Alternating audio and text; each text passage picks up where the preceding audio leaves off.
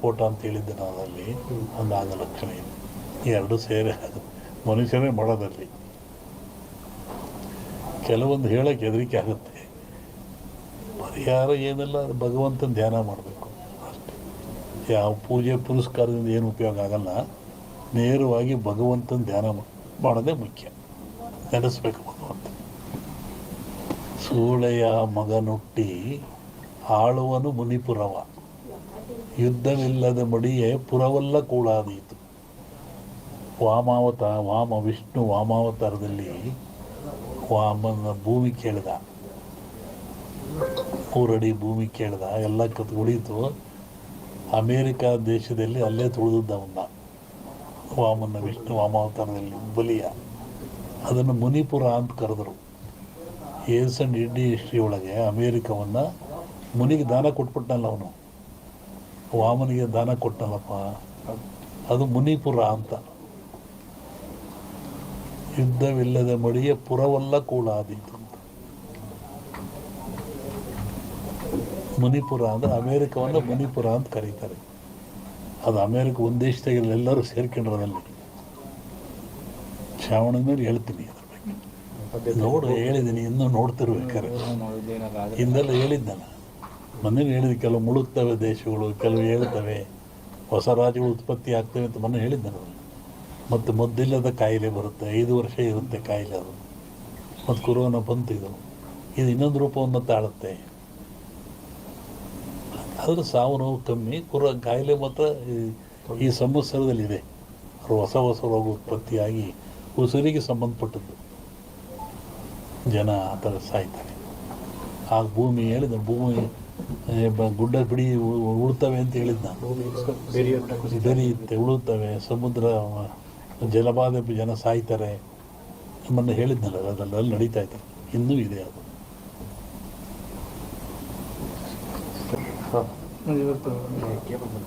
ಹೇಳಿ.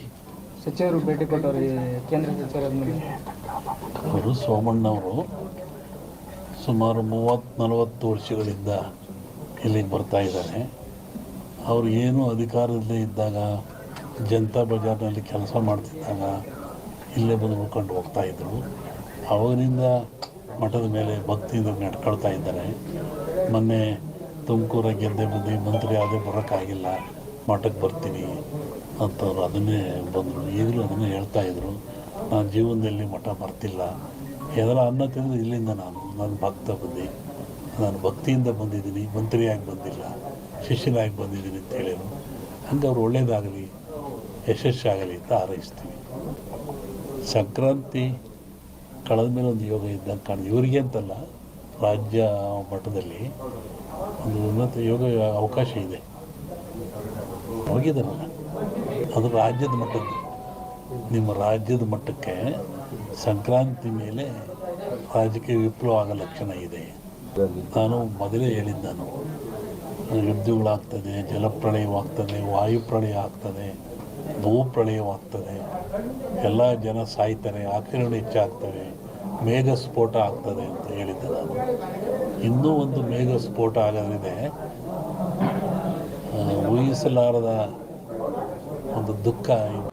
ಅವರು ಅಡವಿಯಲ್ಲಿದ್ದು ಕುರಿಗಳನ್ನು ಸಾಯ್ಕೊಂಡು, ಕುರಿಯ ಇಕ್ಕೆಯಲ್ಲಿ ಲಿಂಗವನ್ನು ಕಂಡು ದೈವಾರಾಧನೆ ಮಾಡಿಕೊಂಡು ಬಂದಂಥ ಒಂದು ಸಮಾಜ. ಪ್ರಕೃತಿಯ ಮೇಲೆ, ಗಾಳಿಯ ಮೇಲೆ, ಭೂಮಿಯ ಮೇಲೆ ಅವರು ಅಡವಿಯಲ್ಲಿದ್ದ ಕಂಡದ್ದು, ತಿಳಿದದ್ದು, ನೋಡಿದ್ದು, ಅನುಭವಿಸಿದ್ದನ್ನು ಹೇಳ್ತಾ ಬಂದಿದ್ದಾರೆ. ಅದು ಕುರುವಿನ ರಟ್ಟು, ಕೆಲವು ಕಡೆ ಕುರುಬು ರಟ್ಟು ಅಂತಾರೆ. ಅದು ಕುರುಹಿನ ರಟ್ಟು. ಮುಂದೆ ಕುರು ಅಂತ ರಟ್ಟು ಅಂತಕ್ಕಂಥದ್ದು. ಹಾಲು ಕೆಟ್ಟರು ಹಾಲು ಮತ್ತು ಸಮಾಜ ಕೆಡಲ್ಲ ಅಂತಾರೆ. ಹಕ್ಕ ಬುಕ್ಕರು ವಿಜಯ ಸಾಮ್ರಾಜ್ಯವನ್ನು ಕಟ್ಟಿದರು. ಇದು ಹೇಳೋ ಉದ್ದೇಶ ಏನು ಅಂತಂದರೆ, ಇವತ್ತು ಆಲಮತ ಸಮಾಜದವ್ರ ಕೈಲಿ ರಾಜ್ಯದ ಅಧಿಕಾರ ಇದೆ. ಬಿಡಿಸಿಕೊಳ್ಳೋದು ಸುಲಭ ಅಲ್ಲ. ಅವರಾಗೇ ಬಿಡಬೇಕೆ ಹೊರತು ನೀವು ಬಿಡಿಸಿಕೊಳ್ಳೋದು ಸುಲಭವಲ್ಲ. ಮುಂದಿನ ವಿಚಾರವನ್ನು ಹೀಗಾಗಿ ಒಂದು ಭವಿಷ್ಯದ ಚಿಂತನೆ ಏನು ಅಂದರೆ, ನಮ್ಮಲ್ಲಿ 2 ಭಾಗ ಮಾಡ್ತಾರೆ. ಒಂದು ಸಂಕ್ರಾಂತಿಯ ಭವಿಷ್ಯ, ಇನ್ನೊಂದು ಯುಗಾದಿಯ ಭವಿಷ್ಯ. ಸಂಕ್ರಾಂತಿಯ ಭವಿಷ್ಯ ರಾಜರಿಗೆ, ಮಹಾರಾಜರುಗಳಿಗೆ, ದೊಡ್ಡ ದೊಡ್ಡ ವ್ಯಾಪಾರಸ್ಥರಿಗೆ ಮತ್ತು ಅನೇಕ ಘಟನೆಗಳು ಬರುವಂಥದ್ದು ಸಂಕ್ರಾಂತಿ ಪುರುಷನ ಮೇಲೆ ಹೇಳುವಂಥದ್ದು. ಇದು ಯುಗಾದಿ ಮೇಲೆ ಬರುವದ್ದು ಯಾವುದು ಅಂದರೆ ಚಂದ್ರಮಾನ ಯುಗಾದಿ. ಚಂದ್ರನನ್ನು ಆಧಾರವಾಗಿರಿಸಿಕೊಂಡು ಮಳೆ, ಬೆಳೆ, ನಾಡಿನ ಸುಭಿಕ್ಷತೆ, ಆಗುಹೋಗುಗಳು, ರಾಜರು, ಆಳ್ವಿಕೆಗಳು, ಅವಘಡಗಳು, ದುಃಖ ದುಮ್ಮಾನಗಳು, ಸಂತೋಷಗಳು, ಇದ್ರ ಮೇಲೆ ಹೇಳುವಂಥದ್ದು ಯುಗಾದಿಯ ಸಂವತ್ಸರ ಫಲ ಅಂತ. ಇನ್ನೂ ಒಂದು ತಿಂಗಳು ಲೇಟ್ ಇದೆ ಯುಗಾದಿ. ಅದರಿಂದ ಆ ಫಲಗಳ ಹೇಳೋದು ಸ್ವಲ್ಪ ಕಷ್ಟ. ಈಗ ನೀವು ಕೇಳುವಂಥದ್ದು ಏನು ಅಂತಂದರೆ ಮಳೆ ಬೆಳೆಗಳು, ಆರೋಗ್ಯ ಮುಖ್ಯವಾಗಿ. ನಮ್ಮ ದೃಷ್ಟಿಯಲ್ಲಿ ಕರ್ನಾಟಕಕ್ಕೆ ಬರುವ ಸಂವತ್ಸರದಲ್ಲಿ ಯಾವುದೇ ವಿಧವಾದ ತೊಂದರೆ ತಾಪತ್ರಯಗಳಿಲ್ಲ. ಮಳೆ ಬೆಳೆಗಳು ಚೆನ್ನಾಗಿ ನಡೀತವೆ, ಸುಭಿಕ್ಷತೆ ಇರ್ತದೆ ಮತ್ತು ನಾಡಿನಲ್ಲಿ ಯಾವುದೇ ಕೊರತೆ ಕಾಣ್ತಾ ಇಲ್ಲ.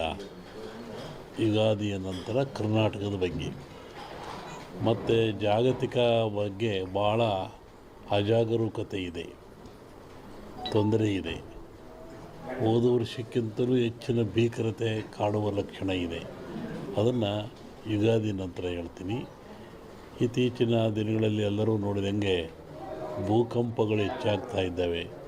ಇದನ್ನು ಒದರಿಸುವೆ ಹೇಳಿದ್ವಿ ನಾವು. ಇದನ್ನು ಭೂಕಂಪಗಳು, ಭೂಮಿ ಅಗಲತಕ್ಕಂಥದ್ದು, ಜನರಿಗೆ ಸಾವು ನೋವು ಆಗ್ತಕ್ಕಂಥದ್ದು, ಕಟ್ಟಡಗಳು ಬೀಳ್ತಕ್ಕಂಥದ್ದು ಇದು ಮುಂದುವರಿದ ಜೊತೆಗೆ ಭೂ ಸುನಾಮಿ, ಜಲ ಸುನಾಮಿ, ಬಾಹ್ಯ ಸುನಾಮಿ ಅಂತ. ಇಲ್ಲಿವರೆಗೂ ಬರೀ ಜಲ ಸುನಾಮಿ ಆಗ್ತಾಯಿತ್ತು. ಸಮುದ್ರದಲ್ಲಿ, ಸಾಗರದಲ್ಲಿ ಸುನಾಮಿ ಬಂದು ತೊಂದರೆ ಆಗ್ತಾಯಿತ್ತು. ಈ ಸತಿ ಭೂ ಸುನಾಮಿನೂ ಇದೆ.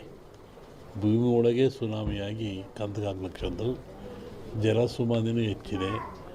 ಬಾಹ್ಯ ಸುನಾಮಿ ಅಂತ ಬಾಹ್ಯಾಕಾಶದಲ್ಲೂ ಆ ತೊಂದರೆ ಆಗ್ತಕ್ಕಂಥ ಲಕ್ಷಣ ಇದೆ. ಅದನ್ನು ಯುಗಾದಿ ನಂತರ ಹೇಳ್ತೀನಿ. ನೀವು ಭಾಳ ಅಪೇಕ್ಷೆ ಪಡುವಂಥದ್ದು ರಾಜಕೀಯ. ಏನಾಗುತ್ತೆ, ಏನಾಗ್ತಾರೆ, ಎಂತ ಆಗ್ತಾರೆ ಅಂತ ಒಂದು ಸಾಂಪ್ರದಾಯಿಕವಾದ ಮಾತು. ಎಲ್ಲ ಧರ್ಮಗಳು ಇದ್ದಾವೆ, ಎಲ್ಲ ಸಮಾಜಗಳು ಇದ್ದಾವೆ, ಎಲ್ಲ ವರ್ಗದವರು, ದೈವದವರು ಈ ಭೂಮಿಯಲ್ಲಿ ವಾಸ ಮಾಡ್ತಾ ಇದ್ದಾರೆ. ಒಂದು ಸಮಾಜ ಪ್ರಾಚೀನ ಕಾಲದಿಂದಲೂ ಸಹಿತ ಹಾಲುಮತ ಸಮಾಜ ಅಂತ ಕರೀತಾರೆ. ಹಾಲುಮತ ಸಮಾಜ ಅಂದರೆ ಅವರು ಅಡವಿಯಲ್ಲಿದ್ದು ಕುರಿಗಳನ್ನು ಸಾಕಿಕೊಂಡು ಕುರಿಯ ಇಕ್ಕೆಯಲ್ಲಿ ಲಿಂಗವನ್ನು